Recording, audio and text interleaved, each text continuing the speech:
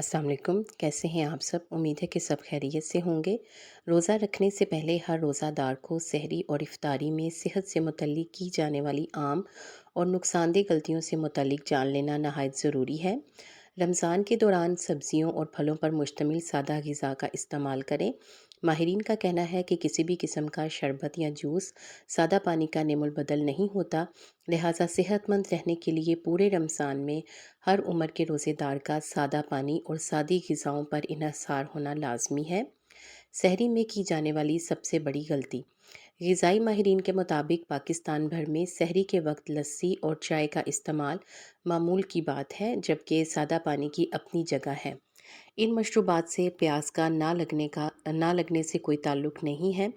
लस्सी चाहे नमकीन हो या मीठी, चीनी हो या नमक, यानी कि आप चीनी इस्तेमाल करें या फिर नमक, दोनों ही सूरतों में पानी की कमी का सबब बनती है।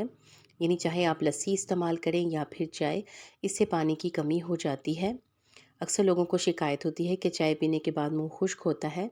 चाय, कॉफ़ी और सब्ज़ चाय में कैफ़ीन होती है, जिसकी वजह से जिस्म से पानी जल्द ख़त्म हो जाता है और इंसान प्यास का ज़्यादा शिकार होता है। लिहाजा सहरी में सादा पानी को ज़्यादा तवज्जो दी जाती है। रमज़ान में मसालेदार ग़िज़ाएँ सहरी में खाने से इज्तनाब करें, वरना रोज़े में प्यास की शिद्दत बढ़ सकती है। सहरी के दौरान आलू और केले का इस्तेमाल ना करें, जबकि आलू और केले का इस्तेमाल इफ्तार के औकात में किया जा सकता है। रमज़ान से पहले जहां बहुत से घरों में रोज़ाना सादा खाना बनता है, वहीं अचानक रमज़ान की आमद पर पकोड़ों और चटपटी ग़िज़ाओं का इस्तेमाल शुरू हो जाता है और ये ग़िज़ाएँ सहरी में भी खाई जा रही होती हैं। चूँकि हमारा स्टमक इस काबिल नहीं होता कि इन ग़िज़ाओं को हज़म कर सके, इसलिए माहिरीन का कहना है कि सारे साल के पकोड़े जब एक ही महीने में सहरी और इफ्तारी में खाएंगे तो सेहत तो ख़राब होगी।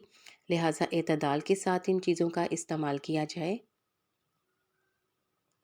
इफ्तार में की जाने वाली गलतियाँ। ग़िज़ाई माहिरीन का कहना है कि इफ्तार में हम खजूर और शरबत या किसी जूस का इस्तेमाल कर लेते हैं, जिसमें चीनी और नमक मौजूद होता है, जिसके नतीजे में पानी का इस्तेमाल बेसूद हो जाता है। यानी इनको इस्तेमाल करने के बाद प्यास लगती है और इफ्तार के दौरान पिया गया पानी भी यूरिन के ज़रिए जिस्म से बहुत जल्द खारिज हो जाता है।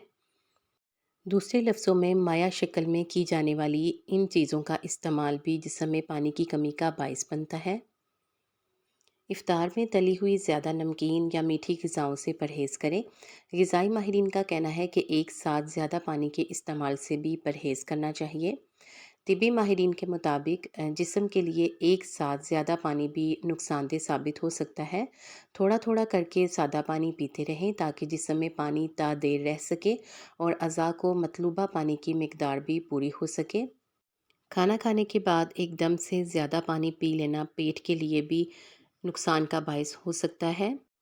ग़िज़ाई माहिरीन के मुताबिक इफ़्तार और सहरी के दरमियानी वक्त में पानी ज़्यादा इस्तेमाल करें और ग़िज़ा पर कम ज़ोर दें। इफ़्तार या रात के खाने में से एक वक्त ही खाना खाएं। बार बार और मुरगन ग़िज़ाएँ खाने से परहेज़ करें। इसके अलावा जो लोग चाय पीने के आदी होते हैं, उन्हें इफ्तारी के बाद भी चाय की तलब होती है। तो इफ्तार के बाद चाय की तलब हो तो कम से कम एक ही कप चाय का इस्तेमाल करें और उसमें भी दूध की मिकदार ज़्यादा हो। आपको इन टिप्स में से कौन सी अच्छी लगी है, कमेंट सेक्शन में अपनी कीमती राय का ज़रूर इज़हार करें। वीडियो को लाइक करके शेयर कर दिया करें ताकि इस तरह की मालूमात दूसरे लोगों तक भी पहुँच जाए।